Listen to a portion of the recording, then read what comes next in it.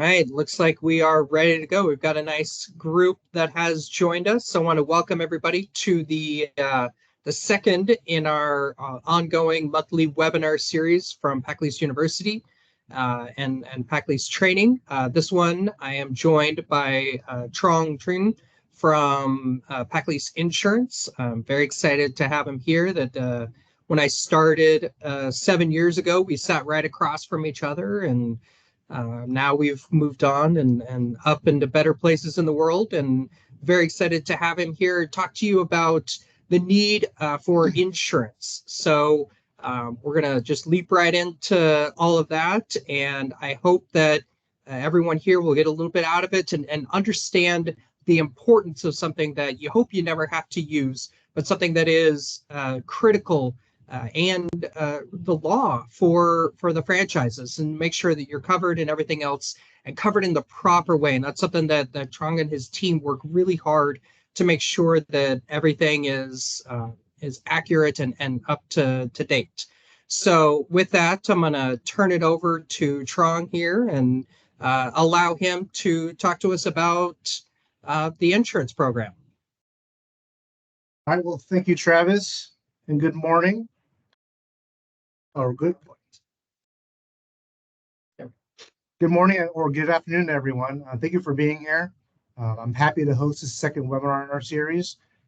First, I do want to leave with a story, and hopefully this will illustrate the importance of our program and the services we provide. So one of the services we provide is we review certificates of insurance. And in this case, we did a review, and there was one requirement did not meet. The insurer of the customer was not AM Best rated B+ or better. And AM Best is an agency that rates the insurer's financial strength and stability, which we'll talk a little bit more later. But essentially, we did not approve that cert and notified our PacLease franchise that we're not approving and the reasons why, and also implies to not deliver the truck to the end user. Fast forward, that truck did get delivered to the end user. And fast forward a few months later, that truck got into an accident. Fast forward a few months later after that, that accident developed into a lawsuit.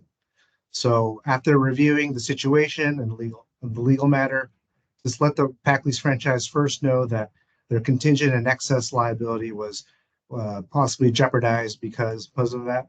But secondly, since it is a valid certificate and they were named as additional insured, that I would still reach out to this particular insured to see to get tender of defense accepted and to get retained counsel on their behalf on this legal matter. So as expected, it was difficult to find a contact, a phone number, an email to contact this particular company. Tried again, finally got someone on the line. Something was still a little bit up that I felt like additional measures had to be taken. I reached out to the plaintiff's counsel to get an extension on responding to the legal matter, and then also let the PacLease franchise know that maybe a possibility that you'll need to retain counsel on your own, and that would mean expenses out of your own pocket.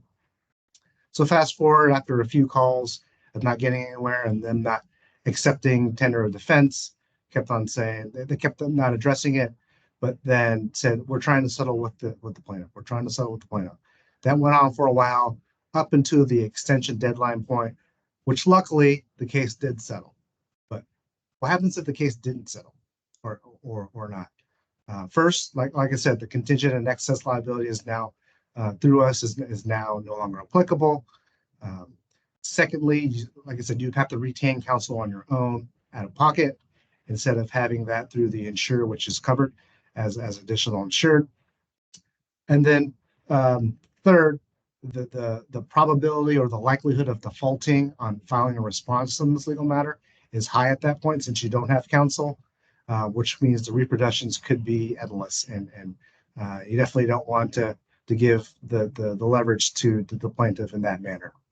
So hopefully that story was impactful, and hopefully over the next 30 minutes or so you can get some benefit out of what I'm going to discuss and what we're going to take a dive into. So yeah, enjoy. One quick thing I forgot to mention up top, if you have any questions or anything involved, please put it in the chat, and allow us to respond in real time as we go through. Anything you want, we'll either answer it at the end or at least address it. But most likely we'll do it during the webinar itself.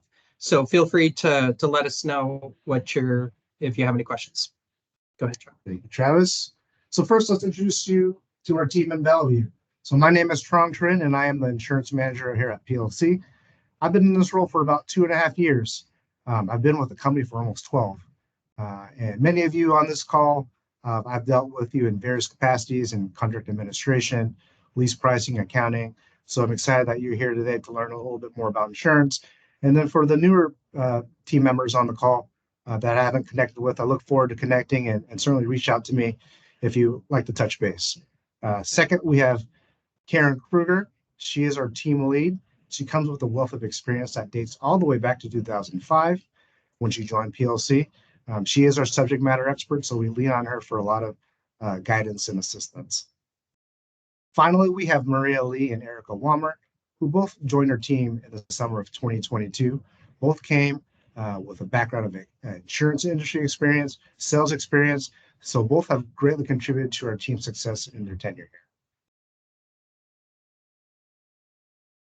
So an overview of what we're covering today. Here's our agenda. Once again, the admin services, which is the core of what we do. So that's certificates, compliance, vid logs. We'll go over contingent and excess coverages. These are the coverages, what they are, and these are the coverages that you get as part of our program. Third, we'll go over some standard procedures for accidents and lawsuits and some best practices to go along with that. We'll also touch upon rental coverage, which is automatically covered in our program, and also our partner daily rental program that we have. And then finally, we will close with other available resources that may be beneficial, and then leave time for Q&A. Like Travis said, if you have a question or comment, please type it into your chat and we will address it. And then we will also have this recording available on PacR.net sometime after the conclusion for the ones who can't stay for the entire duration. So jumping right in, high-level summary. What is it that we do? Well, our team verifies all vehicles in our program are adequately insured. But why do we do that? Well, our goal and top priority always is to protect PacLease franchises and PLC from risks and third-party exposure. But finally, how do we do this? Well, we provide outstanding support and assistance to the network, including various items such as training like today, monthly reports that we distribute, and then certificate reviews, which is a perfect transition to our first topic that we're going to take a dive into. This is certainly for everyone out there who handles certificates insurance or your administrative roles that deal with this. I would certainly pay attention to this. Hopefully just get something that you can get something out of it. But so we're going to go over some of the key aspects of the cert. So once again, why is it important? Validating accuracy and making sure certs meet requirements ensures that your organization and PLC is protected from third-party liability exposure. So I'm going to go through the requirements that our team reviews. For you to follow along, there will be text on the left and a corresponding area on the right where you might find on our example template cert outlined in the red box. For all of the locations out there in Canada, I know this is not the template that you generally see, but a lot of the terminology could be the same. The format is the same. There's also variations of this accord form too, but this is the one that we generally see the most. So first requirement, the customer name on your lease or rental contract should match the certificate of insurance. So if your customer name on your contract is ABC Trucking and your certificate says DEF Trucking, that's a mismatch, and we're going to let you know about that because we all know insurers are trying to find a way to not pay out on a claim, pay out on a loss, protect you in a legal matter. That's just one obstacle that we don't want to have to encounter. So having that align perfectly will mitigate that risk. And as stated earlier in the story, insurance carrier must be B+ rated or better. You can also verify at the website that's on your screen, but our team has an account with AM Best that has monthly updates that we ensure that all of our carriers are up to current status. Next, policy numbers on a certificate relating to either auto liability, physical damage, and sometimes excess liability needs to be stated. We won't accept a certificate without it, and this shows evidence that there is an active insurance policy in place. Along the same lines, effective dates and expiration dates should be listed. Generally, we see these good for a year that are produced, sometimes a little bit less, 6 months. Sometimes they may do something more than a year, but for the most part, if it's a recurring customer and you're getting a renewal, you'll have to do this annually. So yeah, that's going to be needed to be for us to review on the cert. And for the limits, or CSL, combined single limit, we do require our customers to have $1 million of automobile liability. In cases where they don't have 1 million, we do also review to see if they have excess liability. So it could be an aggregate. For example, if they had 500,000 in automobile liability and 500,000 in excess liability, that would still be equal to 1 million, which would be acceptable. And in cases of your customer being a hazardous hauler, we do require, this is a larger risk, so we do require $5 million for that. Same methodology though, if they didn't have 5 million for automobile liability, it would be a combination of the two to equal that. So some more requirements: need evidence of physical damage coverage, specifically listing their comprehensive and collision deductible values. I think in Canada it's known as all perils, but this essentially measures your out-of-pocket risk from your customer. The lower the deductible, the lower the risk. Higher deductible, higher the risk. Anything over 100,000, we do consider that customer to be self-insured at that point, since that value of the equipment, they'll be paying for at least the majority, or if not all of it, out of pocket. Next, and maybe the most important, PACCAR Leasing Company, or PACCAR Financial Services Ltd. in Canada, and also the PacLease franchise need to be named as additional insured and loss payee. The importance of this is additional insured. You want to ensure that they're obligated to legally defend you in a legal manner.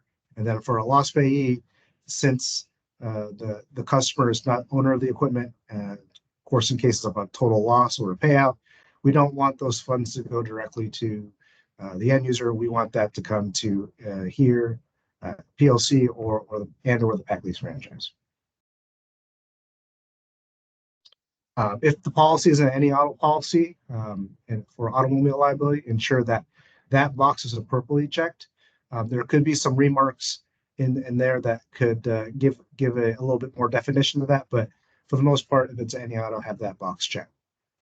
If the policy is scheduled, ensure that box is checked, but then also have in the remarks the last 6 digits of the VIN at least, and the date the unit was added to the policy. This is to ensure that we have an accurate depiction of when that equipment was added.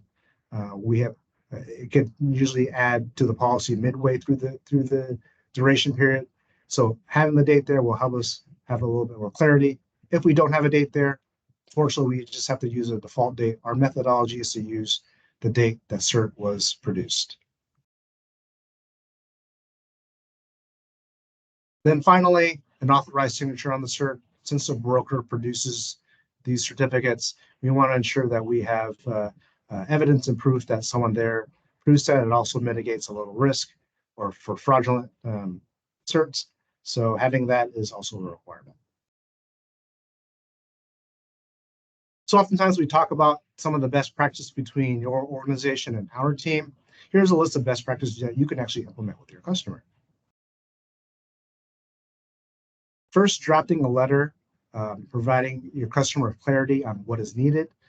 Many of our PacLease franchises already do this, and I've seen really, really good templates. And not surprisingly, those particular certs are generally accurate. First-time quality is really high. So let me know if this is something your organization needs or wants to implement, and we can assist on getting something that works for you.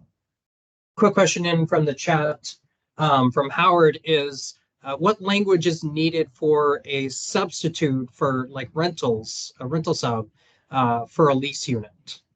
Yeah, if the remarks, if it's not clearly stated within the cert, it's nice to have that substitute language on there. So any leased or rented units, substitutes are covered. That would generally be acceptable. Some sort of that language that covers all that. Which is usually isn't a perfect template on exactly how, but if it's stated in the remarks, we would notate that. So, Great, thanks. Thank you. Good question. Moving on to the next, it's also good practice to do a quick perusal of these certificates before sending to us. This is important when there are obvious deficiencies.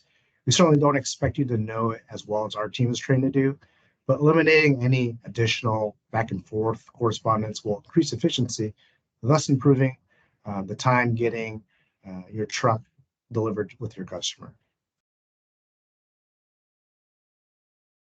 The next one may seem a little obvious, but don't release the trucks without a certificate approval in place. Sometimes you may feel the pressure from a customer to get the truck, especially if it's a customer you already have a relationship with. But we want to mitigate any possible risks, so let's continue to follow this practice. If possible, try to work with brokers instead of customers. This will mitigate some risks of customer fraud, even though it is punishable by law. But of course, some brokers are hard to contact due to their size, or sometimes they have policies where they won't talk to a third party. In those situations, you will have to work with your customer, but something to consider if you haven't done so already, to try to work with brokers as much as possible. And then finally, if your customer says they're self-insured, we'll have to obtain a letter from them on their letterhead. We do have a common template that we use to ensure that there isn't any exposure to your organization. The language of the template for physical damage and sometimes automobile liability has channel language on there to ensure the organization's full protection.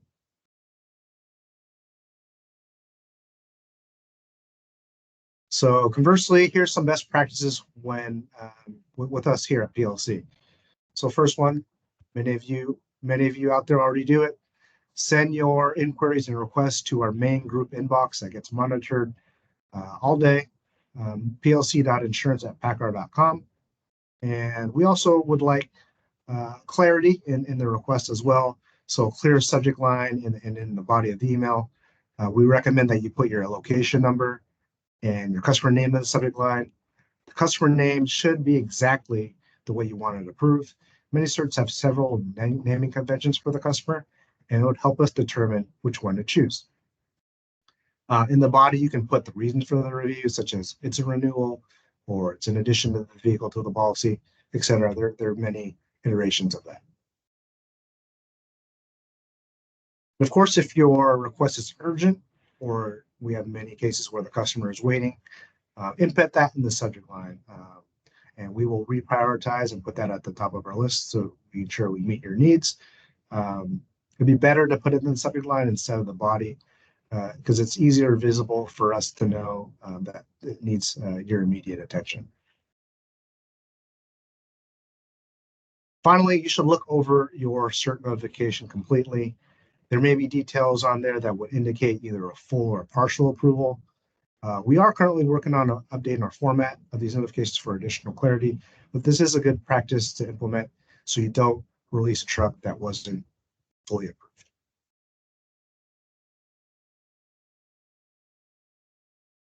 So related topic and another admin service is our compliance reports to go with our certs. Why is this important and what is a compliance report?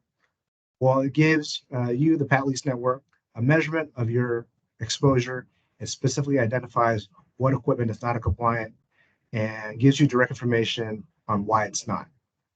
So essentially, it's just a listing of units of what we don't have active primary insurance meeting our requirements. So on this report, you're going to see unit number, you're going to see the last 6 of the VIN, you're going to see the customer name, you're going to see the reason of non-compliance so you can target your action.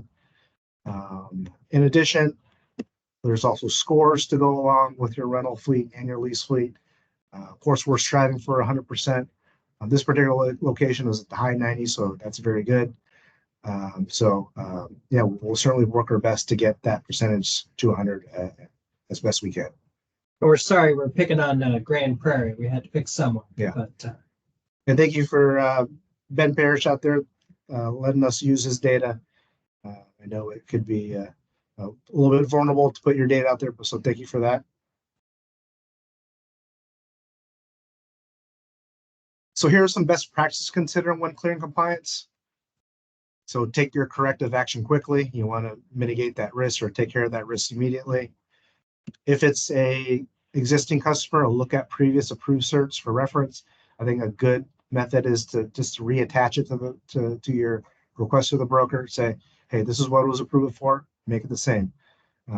You'll find, surprisingly, a lot of times these brokers reproduce certs that are totally different from what they approved the previous year. Of course, that's not applicable for new customers. Utilize broker contact information. So that's going to be listed on the cert as well. They'll have the agency name, the address, their phone number, email address, and sometimes even a fax number if you guys still use faxes. And communicate with the customer as necessary. So what does that mean? Is that an email? Does it look like a letter? Phone calls? And maybe you're not getting any responses. Do you consider repossession? That is your organizational business decision. I don't have necessarily an exact time on which when you should take action on that, but certainly each scenario is different. If they aren't making their lease payments, that could be a reason why, in conjunction of not having evidence of insurance. So certainly reassess on how that makes sense for your organization. And then we're always here to help you. So utilize your assigned specialists for any guidance and assistance. Something's not clear. You want us to call a broker on your behalf because they're not understanding the request, et cetera, et cetera. We're here to help you. And we want to ensure that we clear up the compliance as well. Some more best practices: clear items by the end of the month. So you'll get a preliminary compliance report early to midway through the month. So for example, on March 15th, you're going to receive a preliminary compliance report for February activity. You'll have then about 16 days to clear at that point. Once the month changes, the report is final, and you will get the final report on April 4th for your February activity. So you can certainly ask your specialist to send you updated reports throughout the month, and they will happily do so. But once again, once the period is closed, your compliance percentage for that particular month is final, and this will impact your monthly average, which can impact your basic fee that you're charged per month, which we'll get into a little bit later in the webinar. Other reports, such as expirations, I would highly recommend utilizing it. So these get distributed about twice a month. It gives information such as customers that have expired within the last 30 days, and then also customers that will be expiring within the next 60 days. So it gives you an opportunity to manage this and be proactive to get insurance coverage sooner than later for that. And then also, go ahead. And also for the summary of approvals, if you see a customer on there or not on there that you thought that you had sent an approval for, we can certainly research that for you. Question from the chat, just as a general, is this presentation going to be available for reference? The presentation itself won't be. The video will be up on the PacR.net and the PacLease training YouTube page, but all of this documentation, all of this information is available for you on PacR.net. And Truong's team has done a really good job of creating some very good detailed step-by-steps, and will actually be going into PacR.net at the end as something that I'm going to be talking about. That was a question from Cheyenne. Thank you. Good job. Thank you. And then also your rental activity. So many of our network, our rental performance system, or what we call RPS. For rental activity, you don't need to do anything for us there. That system interfaces with our system that we use, so the activity is recorded. However, if you are using a third-party rental system or using something internally, you'll need to report your activity manually, whether that's a spreadsheet. If you aren't reporting any rental activity to us, please contact me and we can figure out a way to do that. So it's essentially, if you aren't reporting any activity to us, rental activity, we can't measure your true rental compliance without having any activity to compare against. And finally, something exciting that I do want to share. PLC is working on a portal, and this will give the network the ability to get a number of pieces of information about their current fleet. But one thing that's going to be posted is compliance reports, which we're talking about. And so you'll be able to retrieve this on demand instead of asking for your specialist setup for one. And other reports that we're looking to put on there is our expiration reports and our cert approval summaries. So those will be available for retrieval as well. So what I'd like to do now is to share and demo what it looks like now in the test environment. Get out of that. All right. So if you can see that on the screen, this is the landing page on you will see. So this depends on the credentials that you have. So you'll be limited to your particular locations that you're approved for. So from here, if you wanted to go to insurance compliance, you would click on the reporting. And then this insurance compliance tile. And then it should eventually give you a listing of your non-compliant rentals, your non-compliant leases, and also your totals in relation to your percentage. So rental totals and your lease totals. So a lot of the same data has a reason of your deficiency and things like that. It's a bit more intuitive, but then one thing you can also do is if you click on this tile action, you can download the data and export it into an Excel format, which I know I've heard from a lot of the locations out there that, can you send me that report in Excel instead of PDF? And now you can do it on your own. You can pull the report and be able to manipulate and split the report however you like. I won't do this here, but it is a nice function that we're hoping to roll out as soon as possible. So like I said, I'm looking forward to having this roll out and getting feedback from the entire network to see if it's working, not working, and any additional feedback that we can improve on. And the question is, when will this be available? And the answer to that is soon. That's the best we can do. We're finalizing and making some changes to it.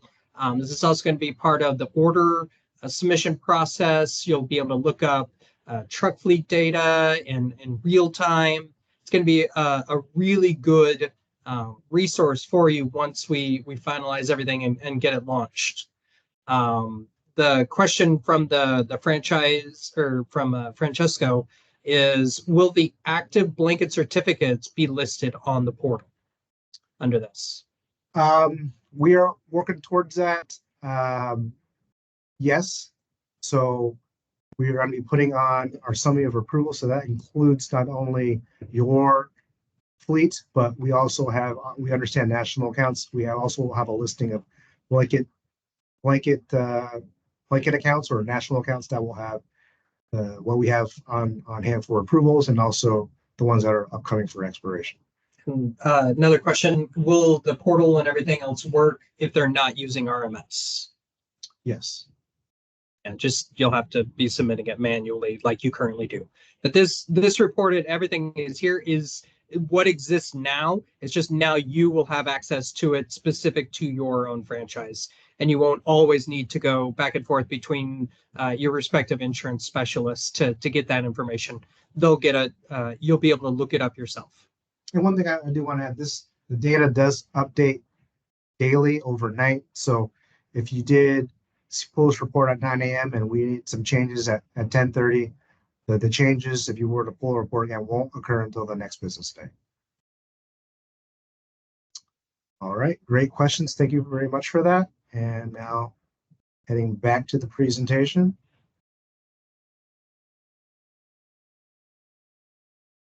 On to our next administrative service that we do is our VidLog. So if you don't know what VidLog stands for, it stands for Vehicle Identification Log.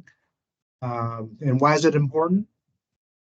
Well, this is important as it gives confirmation of your PacLease fleet. So you want to ensure that you account for all of your units in your fleet, and at the same time, you don't want to account for units that are not your fleet. You don't want to put your contingent and excess coverage in jeopardy. At the same time, you don't want to pay basic fee for a truck you don't have.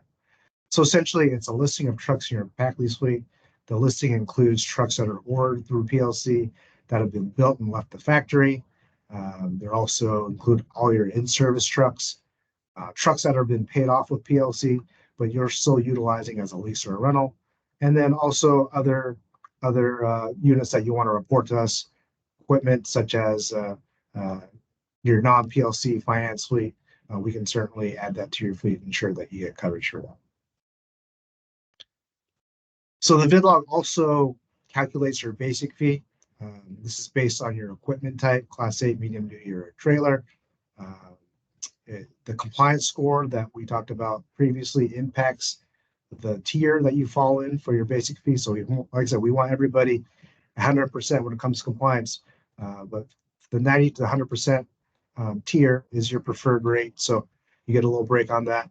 You also, for volume wise, if your franchise has 500 or more Class 8 vehicles, you'll get 20% off. 400 to 499 Class 8 vehicles, 10% off.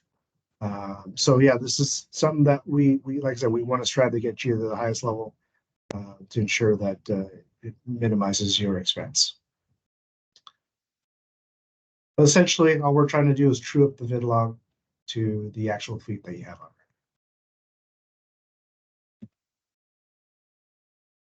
Some of the best practices for VidLog.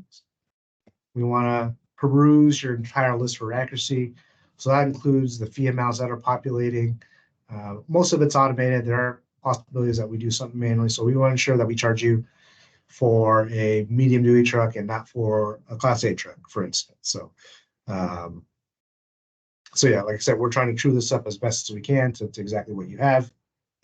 For lease or rental conversions, we want to ensure that we put that information in the workbook. There's a spot for it. It's highlighted in blue. Let us know if it's a rental or lease, who that is, if it's going to a rental, notate as so. For removals, ensure to also input the basic fee amount that's being removed. The entire workbook that you get is formulaic, so the totals at the end are impacted by what you put in. So by putting the basic fee amount there, it also deducts it from your total. Also, I just want to notate that stating that you're removing a vehicle from your VidLog does not account for other platforms such as our PAC tax program, fuel tax. It is exclusive to insurance. We are trying to find ways to streamline things to make things easier, but for purposes of accuracy and for making things less confusing, this only impacts your fleet when it comes to insurance. So another question from the chat is, will this VidLog be available on the portal? Yes. Okay. Good Great. question. Good question. Unfortunately, at this moment in time, the VidLog will not be part of the first phase that we have. We're working with our IT developers on this, and yeah, as of right now, it's not going to be available. So with the VidLog, you are still going to be getting it on the 4th of every month. So on March 4th, you'll be getting your fleet as of February 29th. Try to do your review and submit your changes to your assigned specialist by the 10th of each month. So we'll give you a few days there. And then you do get invoiced by the 15th of the month. So having it back to us by the 10th will give us some time for processing and to ensure that we notate and make all the changes that you requested. All right, now transitioning to contingent liability and physical damage coverage. So through our program, you're getting $1 million of contingent liability and physical damage. So when does that happen? And it gets activated if your customer's primary insurance fails or the contingent physical damage does cover the higher value of your actual cash value of your equipment or the Schedule A that's owed. It also covers rentals between contracts. So let's say you get a rental truck returned today. It sits on your lot for a few days, not out until March 3rd. While it sits on your lot, it's covered for physical damage, including catastrophic coverage, earthquake, flood, etc., anything that could cause damage. And then outside rentals are automatically covered through our program. We have a call center, which I'll talk a little bit later, Back Central. But anytime that you don't have a rental available at your franchise location, you're looking to get your customer back on the road, it is automatically covered through anyone in the PacLease network or through a third party. And then another layer of protection is excess liability. So this is more important, certainly for legal matters. As I said earlier, we require $1 million of combined single limit coverage of automobile liability. In a case of a fatality or something catastrophic, having that $4 million for the PacLease franchise gives a little bit more peace of mind. And then finally, I wanted to mention customers who are self-insured. These customers or these particular units are not eligible for contingent excess liability because for contingent, there isn't a policy to fail for that to be activated. And then for excess, there isn't a policy to sit on top of. Which then transitions us to reporting out accidents. So thank you, Travis, for that animation of an accident there. Oh, the humanity. But essentially, all accidents should be reported to PLC regardless of how big or small. As you see on the screen, this is an example template that we ask your customer to fill out. You may ask, why do they need to fill this out in addition to a police report? Well, it's good to have a report in the perspective of the customer, which may contain additional information that's not included in the police report. So remember that same group inbox that we have, plc.insurance. Send your accident report, police report if applicable, certificate of insurance, master lease agreement, and Schedule A if it's a lease, rental contract if it's a rental, and also notate if it's a fatality that unfortunately occurred as part of the accident. This is so I can contact our excess insurance carrier and file a claim in case it ever is needed in the future for a lawsuit. And now, perfect transition to lawsuits. So I'm sure this may get attention to our general managers on the call, but with lawsuits relating to accidents that involve a PacLease truck, please always forward those to me. Oftentimes, lawsuits only name the customer, the driver, and then you as a PacLease franchise. Remember that PLC will still manage these lawsuits even if your PacLease franchise is only named. There are times that both PLC and the franchise is named. There are times that PLC is only named. In those situations, I will already have notification of those lawsuits since we'll be served. But just to ensure that we are in alignment, please forward those to me if we're both named.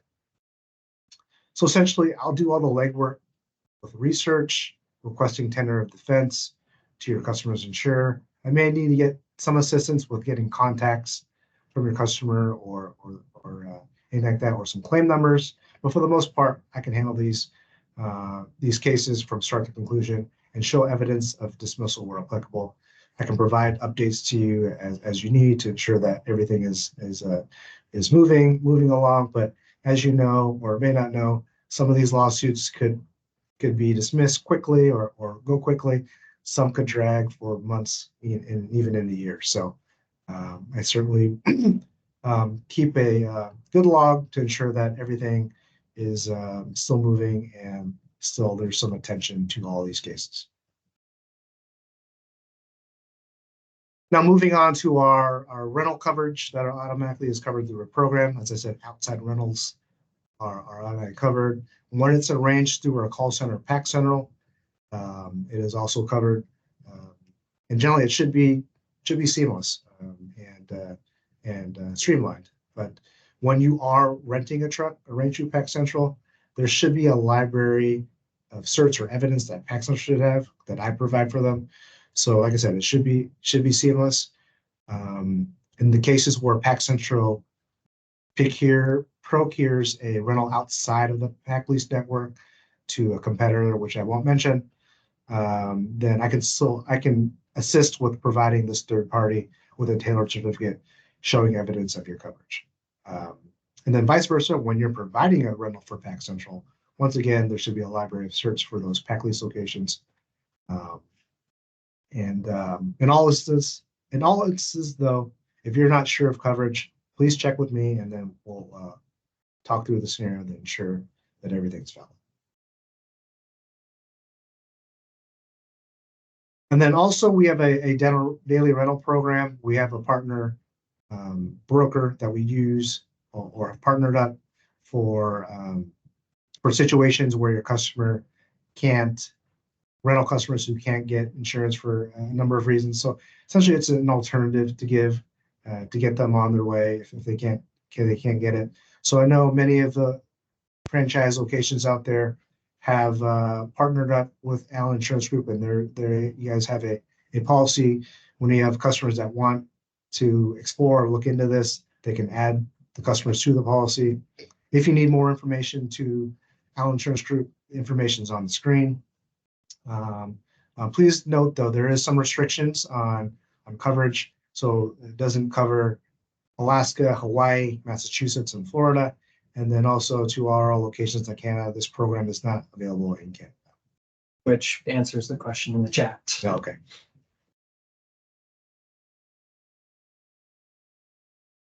All right, final slide here.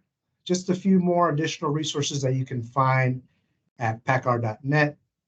You will find some department contact information. You'll also find, like I said, the Allen Insurance sample rates and brochures, which you can put at your rental desk if you partnered up for the program.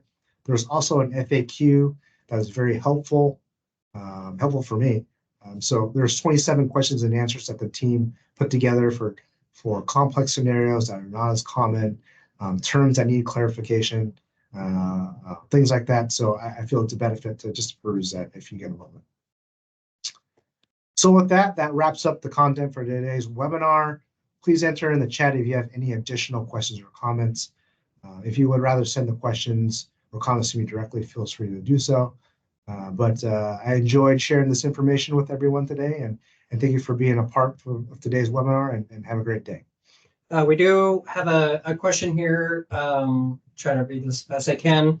On the certificates, are there any auto that have VINs listed, or how do we get the cert marked as any all truly and not have to add the units every single time? And the certs only list the VINs due to the PACAR requirements that say it needs to have the units listed.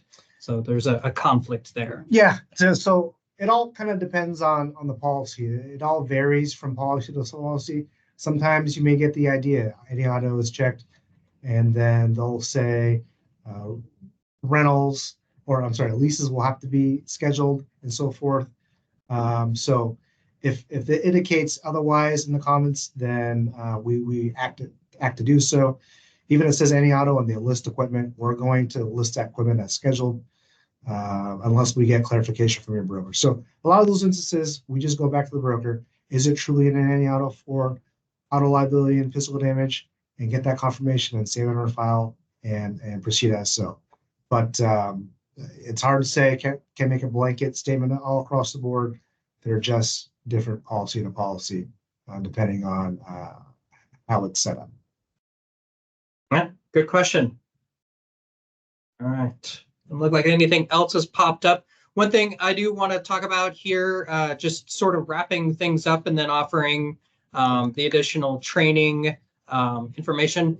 Be ready for next month. We'll have an exciting topic for the March webinar, and be on the lookout for future projects as well, including the PacLease portal that should be open. We were supposed to try to get it up earlier this month, but there was some changes that we wanted to implement to make sure that it launched correctly and was very good. But what I wanted to talk about here in the last few minutes that we have is talking about the resources and availability that we already have in place through PACCAR.net, and then the dealer and fleet training, which is also known as BCA. So with that, I'm going to pull up the PACCAR.net idea here, and I just happen to have the insurance section. So if you go to departments, you go to PacLease, and then you go down into the programs. Insurance is right here. So walking through a lot of what Truong talked about. So people are asking, are the slides available? All this information is available here. If you have any questions about like the certificate of insurance, you want to walk through that, the requirements, they're all set up exactly the way that he has it. A link to the AM Best guide. All that information is ready and at your fingertips, which is a great resource that we have through PACCAR.net. Additionally, we also have a training web page that you could go to. And then there's also the PacLease section that I curate myself. I'm the person that works on this. You'll see, hey, here's a link to last month's webinar. There's some other webinars and things that we have. But most important, when you do end up going to the training or anything else that you have, is this basic link of dealer and fleet training. And when you click on this link, it's going to open up a link to the BCA. It's Bergio Cooney. I have to get my stuff out of the way here. It's getting in my way. There we go. And it'll pop up. I have both the Kenworth and the Peterbilt dealership training pages up here. There, each one has a slightly different layout. It's either course catalog there, and then they've got some really interesting courses there as well. For the Kenworth side, they organize it slightly differently, and they've got it in different series. But for each one of these, there's some really good information on just the basics of truck, the history of the groups. How do you understand the basics of when people are talking about a fifth wheel? This is what they're talking about. There's all kinds of really interesting trainings that are not just for the salespeople or for the service people, but they're for individuals who want to learn a little bit more about that. And then that also allows me to click over here on the leasing section here. We've got some really good information on pack tax and pack fuel, the proposals and everything else. And then, of course, a shameless plug for PacLease University, which our classes are open for registration for those of you that are salespeople, rental, GMs, service managers, everything else. You are eligible to sign up for that as we go through. Again, shameless plug, we've got our PacLease University trainings coming up for the rest of the year. The first one's going to be coming up in May down in Dallas, Texas. It's the accelerated sales class, and that is perfect for new lease and rental salespeople. You're going to be working a lot on the sales process, but also prospecting. I know right now that we're definitely in a little bit of a lull, and we've got a lot of rental trucks that are starting to come back. This is really going to help you to work on reaching out to customers and getting those customers that are come in and are going to rent or lease options for you. And I'm excited to have that coming up next month. And yeah, so that is what we have. I'm going to stop sharing real fast. I'm going to check the stuff here. We've got a question here. Looks like Karen's actually jumped in and taken a few of the answers. Thank you, Karen. Yeah, excellent. PLC does not require the VINs to be listed, only if the customer policy requires it. And a couple of people have asked, they may not have access to the BCA. That is, if you are unable to log in, it's one of two things. Either you're not set up properly in the system, and you shouldn't have access to that, or it's maybe been more than 6 months since the last time you logged into the BCA page, and in which case just simply send me an email, travis.embry at paccar.com, and I can get you reinstated. It requires me interfacing with the BCA team to get you access to the BCA site. and everything else that is available. Question here, do you have any recommendations for Canadians?